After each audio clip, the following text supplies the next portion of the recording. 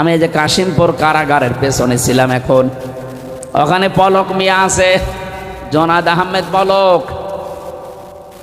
আল্লাহর ওলি মনে হয় শুনতে পাচ্ছে ওখানে আজকে। এদের এই জুলুমগুলো কত অন্ধকার হয়ে তাদের কাছে আজ দেখা দিয়েছে। আপনি তাকান তাদের দিকে, কি আরাম আয়েশের জীবন ছিল। এই 15.5 বছরে তারা গান বেঁধেছিল, দেখতাম বিভিন্ন অনুষ্ঠানে নিজেরা গান বলতো, আগে কি সুন্দর দিন কাটাইতাম, এখন দিন কাটান। আপনি ইন্টারনেট বন্ধ করে অন্ধকার করে দিলেন দেশটাকে, এটা একটা জুলুম। জুলুম মানে অন্ধকার, জুলুম মানে কি বলেন বলেন। সুতরাং ইন্টারনেট বন্ধ করে যারা জুলুম করলেন, এর কারণে হাজারো মানুষ বিপদে পড়ল। এত মানুষ মারা যেত না, এই শয়তানদের পরিকল্পনা এত মানুষ মরেছে। এই জন্য আমার মনে হয় গণহত্যার দায়ে যাদেরকে আসামি করা হয়েছে প্রত্যেকের শাস্তি ত্বরান্বিত করা দরকার, নয়তো আগামীতে যারা আবার আসবে ওরা এদের চাইতেও বড় হারামি হবে।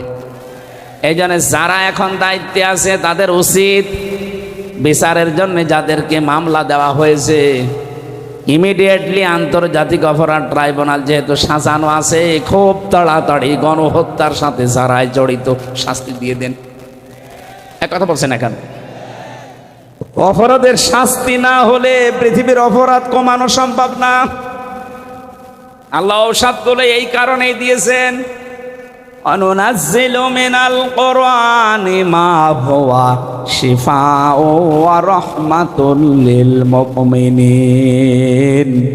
এ কোরআন নাজিল করার ধারাবাহিকতায় এমন এমন বিধান আমি দিয়েছি যত ঔষধের ভেতরে আছে সব মুমিনদের জন্য উপকারী। ওয়ালা ইয়াজিদুজ জালিমিনা ইল্লা খাসারা। কিন্তু যুগে যুগে যারা জালেম তাদের জন্য কোরআনে কোনো ঔষধ নেই, দিন যত যাবে তাদের শুধু ক্ষতি বৃদ্ধি হতে থাকবে। আমরা এই জন্য কি, আমরা কি জালেম? আমার নফসের ওপরে, শরীরের ওপরে, পরিবারের ওপরে, সমাজের ওপরে, রাষ্ট্রের ওপরে, যে কোনো জায়গায় আমার দিক আর বিভাগ আছে, আমি যাই করি আমি জালেম হব না। আজকের মূল টার্গেট হচ্ছে জুলুম থেকে বেঁচে থাকবো ইনশাল্লাহ। এক কথা বলে না কেন?